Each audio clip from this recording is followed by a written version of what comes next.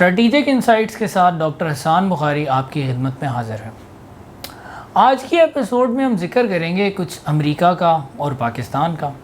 امریکہ اور پاکستان کی کبھی تو بڑی دوستی بھی رہی ہوئی ہے، لیکن پھر ایک امریکہ کے اندر پاکستان مخالف اور پاکستان کے اندر امریکہ مخالف جذبات بھی بڑے پائے جاتے ہیں۔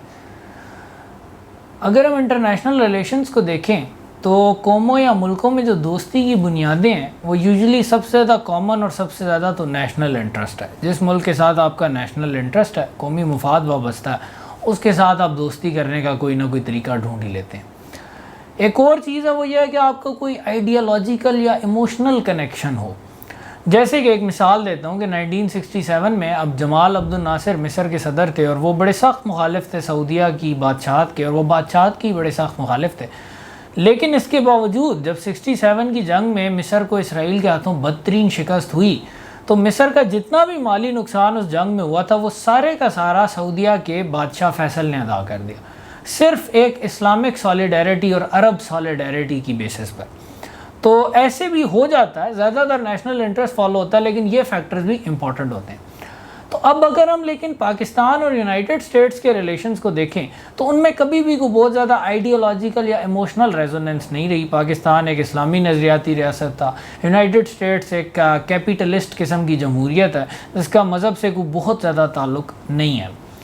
اگر ہم پاکستان اور یو ایس کے ریلیشنز کی ہسٹری کو دیکھیں تو جب تک کولڈ وار یا سرد جنگ چلتی رہی تب تک تو یونائٹڈ اسٹیٹس بھی اتنا زیادہ اینٹی ریلیجن بھی نہیں ہوا تھا، کیونکہ اس وقت انہیں مذہب کی کچھ ضرورت تھی کہ جو کمیونسٹ تھے، جو کہ جن کو سوویٹ رشیا جن کو ریپرزینٹ کر رہا تھا، وہ تو لادین تھے۔ تو امریکہ نے بلکہ ایک مذہب کے جذبے کو اسلامی ملکوں میں ابھارنے کی کوشش بھی کی، اور یہ جو طالبان کے بڑے بڑے تھے، حقانی صاحب وغیرہ، ان سب کو بھی بڑا مجاہدین اور فریڈم فائٹر بھی کہا امریکی صدر ریگن نے اس زمانے میں۔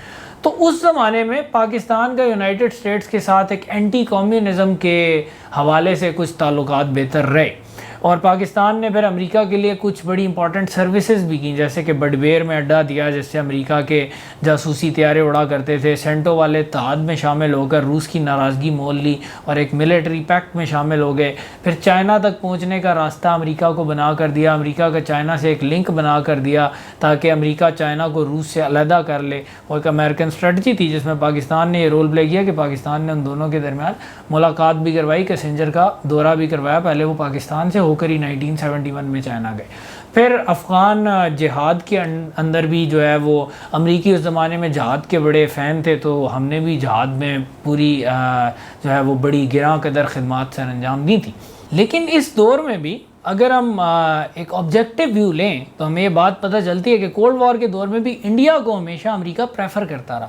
سب سے زیادہ ایڈ انڈیا نے امریکہ سے لی اس دور میں پوری دنیا میں، اور ملٹری ایڈ بھی، اکنامک ایڈ بھی۔ اور ویسے تو بات اس طرح اگر چلی بہت لمبی ہو جائے گی، لیکن ایک مثال صرف دیتا ہوں کہ 1971 جس کے بارے میں ابھی بڑے لوگ کہتے ہیں کہ امریکہ نے پاکستان کا بڑا ساتھ دیا، نکسن نے پاکستان کا اس دور میں بڑا ساتھ دیا۔ کیا ساتھ دیا؟ امریکہ نے پاکستان کی ایڈ تو مارچ 1971 میں ہی بند کر دی تھی، لیکن انڈیا کی ایڈ دسمبر 1971 تک جاری رہی اور بھرپور طریقے سے جاری رہی۔ تو انڈیا ایک بڑا ملک ہے، انڈیا کے ساتھ امریکہ کا نیشنل انٹرسٹ زیادہ بن سکتا تھا، انڈیا ایک بڑی منڈی ہے، اور پھر امریکہ کی ایک نظر ہمیشہ اس دور میں بھی چائنا پر رہتی تھی۔ تو امریکہ نے بہت وو کرنے کی کوشش کی انڈیا کو اپنی طرف، لیکن ایک تو انڈیا کے رشیا سے زیادہ اچھے تعلقات تھے اور رشیا بھی اس وقت میجر ورلڈ پاور تھا، تو اس وجہ سے بھی یہ اسٹریٹجی پوری طرح کامیاب نہ ہوئی۔ پھر پاکستان بھی اس وقت امریکہ کے لیے کچھ یوزفل سروسز سر انجام دے رہا تھا، تو امریکہ نے کہا کہ ٹھیک ہے، نوکر تھوڑا وفادار ہے تو ابھی اس کو مکمل طور پر سائڈ پر نہیں لگاتے۔ تو اس دور میں ایک تھوڑا سا بیلنس نظر آیا امریکی اپروچ میں، لیکن کولڈ وار کے بعد امریکہ اور پاکستان کے ریلیشن نوز ڈائیو کی، کیونکہ پاکستان کو سروس نہیں دے سکتا تھا۔ لیکن اس کے بعد جب 9/11 ہوا تو ٹائز پھر کچھ امپروو ہو گئے، لیکن اب یہ اس طرح کے ٹائز نہیں تھے۔ اب پاکستان کو اپنی روح تک بیچنی پڑی امریکہ کی خوشنودی حاصل کرنے کے لیے، اور سو کالڈ دہشت گردی کے خلاف جنگ میں جو اپنے ہی بنائی ہوئے آرگنائزیشنز تھیں اور اپنے ہی ٹرین کیے ہوئے انڈیویجولز تھے، ان کو خود چن چن کر مارنا پڑا۔ اس کے علاوہ ایک ساورن ملک کے ایمبیسڈر کو اٹھا کر امریکہ کے حوالے کر دیا گیا. ایسے ایسے کلنک اپنے اپنے ماتھے پر لگایا, اپنی آئیڈیالوجی کا ستیہ ناش پھیرا, صرف اس وجہ سے کہ امریکہ کے آگے سجدہ کر کے اس کو کسی طرح خوش کیا جا سکے. وہ بھی لیکن کچھ زیادہ عرصہ بات چلی نہیں, اور 7-8 سال بعد وہیں پر معاملات واپس آ گئے, اور امریکہ اپنی اسی روش پر واپس آ گیا کہ وہ انڈیا پر نواز شاد کی بارش کرے اور پاکستان کو کبھی کبھار ہلکا پھلکا پوچھ لے, ورنہ پاکستان کو نگلیکٹ یا ہاسٹیلیٹی سے ٹریٹ کرے, اور پاکستان پر ہر طرح کا اکنامک اور اسٹریٹجک پریشر وہ وقتاً فوقتاً بڑھاتے رہے. اب لیکن ایک تھرڈ پیریڈ سٹارٹ ہونے والا ہے. پہلے 2 ادوار کے بعد تیسرا دور شروع ہونے والا ہے, اور یہ وہ دور ہے جو ڈیفائن ہوگا یونائٹڈ اسٹیٹس اور چائنا کے گلوبل کمپٹیشن سے. یہ ایک تھیوسیڈائیڈیز ٹریپ میں جا رہے ہیں. جیسے کہ مشہور ہسٹورین تھیوسیڈائیڈیز نے یہ تھیوری دی تھی کہ جب بھی ایک بڑی پاور کو پاور میں ایک دوسری چھوٹی پاور اپروچ کرنے لگتی ہے, جیسے چائنا یونائٹڈ اسٹیٹس کو اپروچ کرنے لگا, تو اس وقت جنگ کے یا تصادم کے امکانات بہت زیادہ بڑھ جاتے ہیں. تو یو ایس اور چائنا اب اس روڈ پر جا رہے ہیں, اور چائنا کو کاؤنٹر کرنے کے لیے یونائٹڈ اسٹیٹس کو الائز چاہیے, جیسے کہ جاپان, ساؤتھ کوریا, ویتنام اور امپورٹنٹلی انڈیا. انڈیا ان کی انڈو پیسیفک اسٹریٹجی کا لنچ پن ہے to the south of China. لیکن انڈیا صرف تبھی اویلیبل ہو سکے گا اگر پاکستان کو نیوٹرلائز کر دیا جائے. امریکہ کو بھی یہ بات پتا ہے کہ امریکہ انڈیا کو ملٹری ایڈ دیتا رہے, وہ پاکستان پر فوکس کرتے رہیں گے. جب تک پاکستان تباہ نہیں کرتے وہ, تب تک ان کا فوکس پاکستان سے ہٹنے والا نظر نہیں آتا. کم از کم 70 سال کی تاریخ ہمیں یہی بتا دیا. ابھی لندن کا ایک طیارہ گر گیا, انڈیا میں کورام مچ گیا, چین نے 200 انڈین مار دیے, جس میں ان کا ایک کرنل بھی تھا, لیکن اس کو بس گورنمنٹ نے بھی کہا بس بس بس بس بس زیادہ نہیں بولنا, کیونکہ انہیں بھی یہ بات پتہ ہے کہ وہ پہلے پاکستان کو ہی دنیا کے صفحہ ہستی سے مٹانا چاہتے ہیں. تو اس لیے اپنی عوام کا جوش و جذبہ بھی وہ زیادہ اسی طرف فوکس رکھواتے ہیں, اور ان کی عوام کی ایک وسرل ہیٹریڈ بھی پاکستان کی طرف ہی مرکوز ہے یا مسلمانوں کی طرف ہی مرکوز ہے. انڈیا کے اندر مسلمان, انڈیا سے باہر پاکستانی مسلمان, بنگالی مسلمان, برے صغیر پاک و ہند میں اسلام کا وجود ہندوستان کی عوام کی اکثریت کی آنکھوں میں کھٹکتا ہے. یہ ایک ایسی حقیقت ہے جو ہندوتوا نے اب ہمارے سامنے عیاں کر دی. تو انڈیا تو تبھی انٹرسٹڈ ہوگا جب پاکستان نہیں رہے گا. تو اور پاکستان کو تباہ کرنے کے لیے سخت ضروری ہے کہ پاکستان کو ڈی نیوکلیئرائز کر دیا جائے, کیونکہ پاکستان کے پاس نیوکلیئر ویپنز ہیں. نیوکلیئر ویپن اسٹیٹ کو اتنے آرام سے ہاتھ لگانا ممکن نہیں ہوتا. اور ہمارے سامنے اگزامپل ہے, نارتھ کوریا کا کوئی کچھ نہیں بگاڑ سکا, بڑی ویک اکانومی تھی. لیبیا کی بڑی اسٹرانگ اکانومی تھی, لیکن جیسے ہی اس نے اپنے ایٹمی پروگرام کو چھوڑا, 4-5 سال بعد قذافی کی لاش لیبیا کی سڑکوں پر گھسیٹی گئی, اور آج بھی وہ ملک کئی ٹکڑوں میں بٹا ہوا ہے. اور یہی وہ فیٹ ہے جو انڈیا اور امریکہ پاکستان کے لیے چاہتے ہیں, تاکہ انڈیا چاہتا ہے کہ وہ اس علاقے کا کرتا دھرتا مکمل طور پر بن جائے اور برے صغیر میں مسلمانوں کو ہمیشہ کی ذلت میں مبتلا کر دے, اور امریکہ چاہتا ہے کہ انڈیا پاکستان سے اپنا فوکس ہٹا لے, پاکستان کی تھریٹ ختم ہو جائے, اور انڈیا اب امریکہ کا اتحادی بن کے اپنی ساری توپوں کا رخ چین کی طرف کرے. اب یونائٹڈ اسٹیٹس یہ مشن کیسے اپنا اچیو کرے گا کہ اسٹریٹجک پکچر سے پاکستان کو باہر نکال دیا جائے اور اس طریقے سے انڈیا کو اپنے ساتھ ملایا جائے. پاکستان کو تباہ یا ڈسمینٹل کرنے کے لیے Indo U S collaboration, Bharat اور چین کا ایک بہت زیادہ آپس میں تال میل ضروری ہے, کیونکہ چائنا اس چیز کو ریزسٹ کرے گا کہ پاکستان کو تباہ کیا جائے. چائنا کو پاکستان چائنا کے ویسٹرن ریجن کو سمندر کا راستہ بھی دیتا ہے, اس کے علاوہ ہسٹورک تعلقات بھی ہیں, اسٹریٹجک تعلقات بھی ہیں. تو چائنا اس کو ریزسٹ کرے گا, اور چائنا کی ریزسٹنس کی وجہ سے انڈیا کے لیے ممکن نہیں رہے گا کہ وہ پاکستان کو اکیلا تباہ کر سکے, even with U S aid. U S کو بہت زیادہ ڈیپلی انوالو ہونا پڑے گا, لیکن یو ایس جو اسٹریٹجی پر کام کر رہا ہے وہ کافی زیادہ اچھی ہے. آف کورس آپ ایسی تو سول ورلڈ پاور نہیں بنتے, آپ کی کمپیٹنس اچھی ہو آپ تبھی بنتے ہیں. تو اب دیکھتے ہیں کہ یونائٹڈ اسٹیٹس کرے گا کیسے پاکستان کو تباہ. پہلا سٹیپ تو یہ ہے کہ پاکستان پر اکنامک پریشر ڈالا جائے. یہ رولز بیسڈ آرڈر, یہ آئی ایم ایف, یہ ایف اے ٹی ایف, یہ جی ایس پی پلس اسٹیٹس, یہ ساری وہ چیزیں ہیں جو پاکستان جیسے ملکوں کو اکنامک غلامی کی زنجیروں میں جکڑنے کے لیے. جب دل چاہا تھوڑا سا دکھایا دانا, اور جب چوہا پھنس گیا کڑاکی میں تو اس کے بعد کھینچ لیا. تو یہ اکنامک پریشر کے ذریعے پاکستان کی ایک تو اکانومی ڈیولپ بھی نہیں ہونا دینے چاہتے. جب کوئی گروتھ ہونے لگتی, جب کوئی انڈسٹریلائزیشن ہونے لگتی ہے, آئی ایم ایف کا ٹھینگا ہمارے سر پر مسلط ہوتا ہے. لیکن اس کے لیے ضروری ہے کہ پولیٹیکل انجینئرنگ بھی کی جائے. وہ رجیم جو امریکہ کے منصوبوں کو ناکام بنانے کی طرف کچھ لگ رہی ہو اس کو ہٹایا جائے. تو اس میں اکنامک گیمز اور پولیٹیکل انجینئرنگ ساتھ ساتھ چلتی ہے کہ ایک گورنمنٹ اگر چاہ رہی ہے کہ پاکستان کچھ خود کفیل ہو تو اس کو ہٹاؤ, اس کے اوپر آئی ایم ایف مسلط کرو, وہی ساری گروتھ کو تباہ کر دو, ایک بار پھر پاکستان کو 0.0 پر لے آؤ. اس طریقے سے پاکستان ہمیشہ انسٹیبل رہے گا, کسی کا مقابلہ کرنے جو گا ہو ہی نہیں سکے گا. پھر جہاں یہ اکنامک مسئلے ہوتے ہیں وہاں پر سوشل انریسٹ بڑھانا بھی آسان ہو جاتا ہے, اور امریکہ اس چیز میں بہت زیادہ انٹرسٹڈ ہوتا جائے گا, مارک مائی ورڈز, اگلے کچھ سالوں میں, کہ پاکستان میں سوشل انریسٹ کریٹ کیا جائے, سیکٹیرین لائنز پہ, شیعہ سنی فساد, ایتھنک لائنز پہ. ہم نے ابھی بھی دیکھا ہے پوری دنیا میں یہ پشتون تحفظ موومنٹ سو کالڈ, اس کو اتنی کوریج ملی جس میں چند ہزار لوگ بھی نہیں ہیں, صرف اس لیے کہ وہ امریکہ کے اسٹریٹجک مفادات کے ساتھ تھی. تو CNN بھی اس پر رپورٹ لگائے گا, واشنگٹن پوسٹ بھی لگائے گا, نیو یارک ٹائمز بھی لگائے گا, اور فنڈنگ بھی ملی. بلوچوں کو جو ایک چیز ہے, ایک دہشت گردی ہے, اس کی تو کوئی کنڈمنیشن نہیں آتی, وہ تو پھٹتے رہے جتنی مرضی دفعہ. لیکن جب بھی کبھی اسٹیٹ اس چیز کی کوشش کرتی ہے کہ ٹیررسٹ کو کچھ سائڈ پر لگایا جائے, ٹیررزم سے کوئی بلوچستان کو چھٹکارا دلایا جائے, بلوچستان میں کوئی ترقیاتی کام کیے جائیں, تو اس وقت ہیومن رائٹس یاد آ جاتے ہیں, اور بہت زیادہ شدید یاد آ جاتے ہیں, بہت زور کے یاد آ جاتے ہیں. پھر ایک خاص قسم کا طبقہ بھی کریٹ کیا جا رہا ہے, کچھ خاص media outlets Dawn type, جن کا مقصد یہ ہے کہ وہ سو کالڈ لبرلز ہر چیز پر اعتراض کریں, گورنمنٹ نون لیگ کی ہو, PTI کی ہو, کسی کی ہو, ٹام کی ہو, ڈک کی ہو, یا ہیری کی ہو, وہ صرف ہر گورنمنٹ کو ڈی سٹیبلائز کرنے, اس پر پوائنٹ بے پوائنٹ, بات بے بات, نکتہ چینی کرنے, اور اس چیز میں انٹرسٹڈ رہیں گے. اور اس کے علاوہ وہ شوشے چھوڑیں گے جس سے سوسائٹی میں آگ لگے. ابھی ایون پاکستان میں LGBTQ کے شوشے چھوڑ رہے ہیں, آفیشیل ایمبیسڈرز ٹویٹ کر رہے ہیں, جرمنی کے ایمبیسڈر نے کر دیا, LGBTQ پر کر دیا پاکستان میں. نہ ہی ہمارے کلچر کے ساتھ چیز جاتی ہے, نہ ہی ہمارے مذہب کے ساتھ چیز جاتی ہے. اس جیسے شوشوں کو چھوڑنے کا صرف ایک پوائنٹ ہوتا ہے کہ کسی طریقے سے سوشل انریسٹ کی فضا پیش کی جائے. پھر ایک دفعہ مذہبی جذبات جب بھڑکائے جاتے ہیں, اس میں پھر سیکٹیرینزم کی طرف سے فساد کرنے کا راستہ بھی کھل جاتا ہے, تو اس کو بھی یوز کیا جاتا ہے. تو اس طریقے سے ایک ملٹی پرونگڈ اپروچ یوز کرتے ہیں.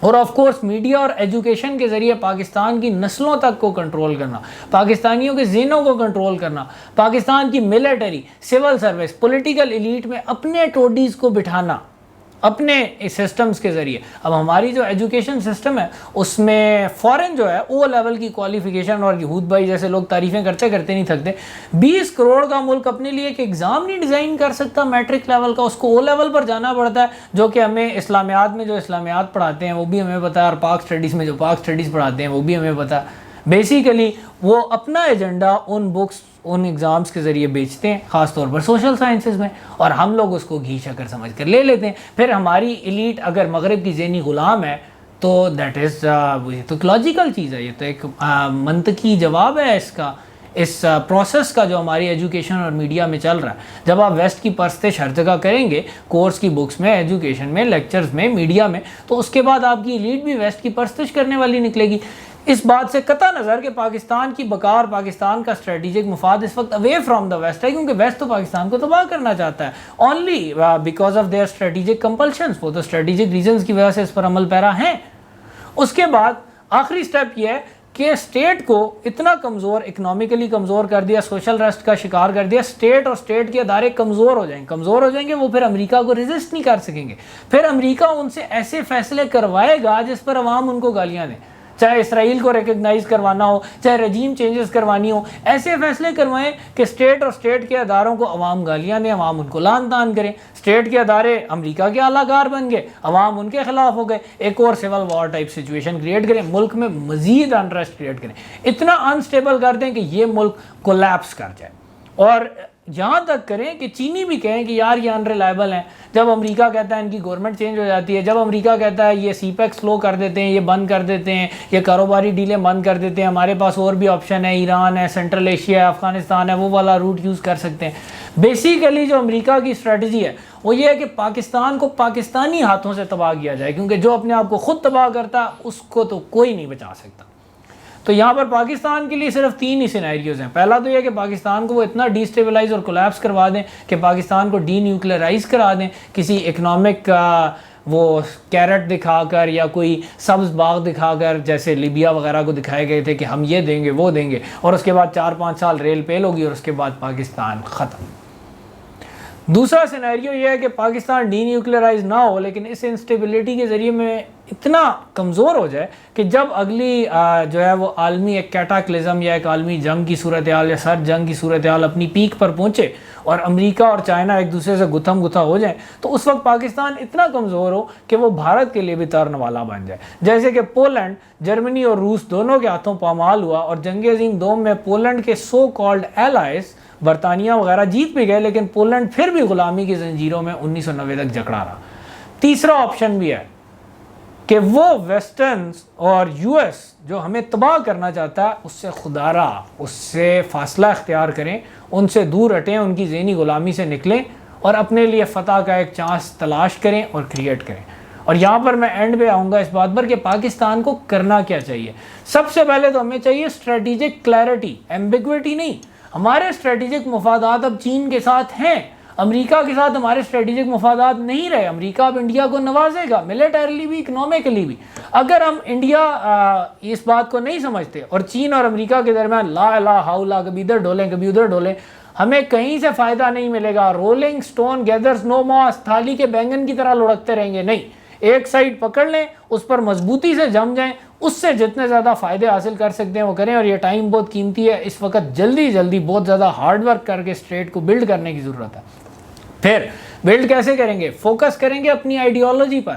اسٹیٹ کو گیلونائز اور موٹیویٹ کرنے کی ضرورت ہے, لوگوں کو موٹیویٹ کرنے کی ضرورت ہے. لوگ اپنی ذات سے بڑھ کر سوچیں گے, اپنے کھال سے بڑھ کر کام کریں گے, اپنی بساط سے بڑھ کر کام کریں گے تو اسٹیٹ کے بچنے کا چانس نکلتا ہے. اور وہ تبھی ہو سکتا ہے جب ہم اپنی آئیڈیالوجیکل روٹس پر جائیں, ہم اقبال کے نظریات کو سمجھیں, ہم قرآن اور سنت کو بھی سمجھیں کہ کس طرح ایک ہیومینیٹیرین اسٹیٹ, ایک اسلامک جسٹس پر قائم اسٹیٹ جس میں سب, چاہے وہ مسلمان ہوں یا نہ ہوں, سب امن کے ساتھ رہ سکتے ہیں, خوشی سے رہ سکتے ہیں اور ترقی کر سکتے ہیں کلچرلی اور اسٹریٹجیکلی. ایک اس طرح کا ماڈل جو کہ ہماری آئیڈیالوجی میں موجود ہے, اس کی بیس پر نیشن کو گیلونائز کرنے کی ضرورت ہے. تیسری بات, جو اکنامک ڈی لنکنگ کا پروسیس ہے ویسٹ سے, وہ سٹارٹ ہو جانا چاہیے. ہمیں جی ایس پی پلس اور اس ٹائپ کی کرچز نہیں چاہیے. جب کبھی دے دیتے ہیں کبھی لے لیتے ہیں, جب لے لیتے ہیں ہمارا اسٹرکچر پھر کولیپس ہو جاتا ہے, ہم ان پر ہمیشہ ڈیپینڈنٹ رہتے ہیں. لیکن کلیور ڈپلومیسی کے ذریعے اس پروسیس کو جتنا سلو رکھا جائے اتنا بہتر ہوگا, کیونکہ پھر عوام کو پین کم برداشت کرنا پڑے گا. تو جتنا سلولی ہو سکتا ہے 10 سے 20 سالوں میں مکمل طور پر اپنی ایکسپورٹس کو, اپنی انڈسٹری کو ڈی لنک کیجیے ویسٹ سے, دوسری مارکیٹس ڈھونڈیے اور چین کے ساتھ کولیبوریشن میں, ترکی کے ساتھ کولیبوریشن میں, ایون عرب کنٹریز, افریکنز اور لیٹن امریکنز کے ساتھ کولیبوریشن, اور خاص طور پر ساؤتھ ایسٹ ایشین ریجنز کے ساتھ کولیبوریشن ڈیولپ کیجیے. ویسٹ سے, یونائٹڈ اسٹیٹس اور یورپ سے کائنڈلی اب ڈی لنک کرنے کا وقت آ چکا ہے. سٹارٹ تو کرنے کا وقت ابھی شاید گزر بھی چکا ہے, لیکن چلیں دیر آئے درست آئے. چوتھی بات یہ کہوں گا کہ یہ تو سلو ڈی لنکنگ کی بات تھی, ایک جگہ بڑی فاسٹ ڈی لنکنگ چاہیے, اور وہ ہے ہماری armed forces. Last line of defence, ملک کا سب سے پریسٹیجیس ادارہ افواج پاکستان. ان کا ویسٹ کی ذہنی غلامی میں مبتلا ہونا پاکستان کو مکمل طور پر تباہی کا ٹکٹ لے کر دے گا. اس لیے فزیکلی بھی, میٹیریلی بھی اور سائیکولوجیکلی بھی آرم فورسز کو جلد از جلد ویسٹ سے ڈی لنک کر دیں, اور خدارہ اپنے لوگوں کو ویسٹ کا ذہنی غلام بننے کے لیے وہاں بھیجنا بند کریں, چاہے وہ بیوروکریٹس ہوں یا فوجی ہوں. اس قوم پر یہ رحم فرمائیے, ورنہ اگر اس ملک کی قیادت ذہنی غلاموں کے ہاتھ میں رہی اور اس کی فوج کی قیادت بھی ذہنی غلاموں کے ہاتھ میں رہی, ہم نہیں بچ سکتے. اس کے بعد ہم اگر اپنی نیشن کو اس طرح گیلونائز کر لیتے ہیں, اس ڈی لنکنگ پروسیس میں آ جاتے ہیں. ایجوکیشن اور میڈیا دو ایسے فیلڈز ہیں جس میں کسی قسم کی شراکت نہیں ہو سکتی, اس میں کوئی فارن انفلوئنس نہیں ہو سکتا, اس میں صرف ہماری بات ہوگی اور ہماری آئیڈیالوجی کی بات ہوگی بس. اور یہ وہ چیزیں جو کمرشل نہیں ہے, نہ ایجوکیشن کمرشل ہو سکتی ہے نہ میڈیا کمرشل ہو سکتا ہے, ورنہ تو پھر ہر کوئی جو جس کا کھائے گا اس کا گائے گا. اور پیسہ تو سب سے زیادہ اس وقت ویسٹ کے پاس ہے, اکنامک مسل تو ان کے پاس ہے. تو پھر اگین ہمارے بہت سارے چینل بھی فارن فنڈڈ ہے, ہمارے ایجوکیشنل ادارے بھی فارن فنڈڈ ہیں.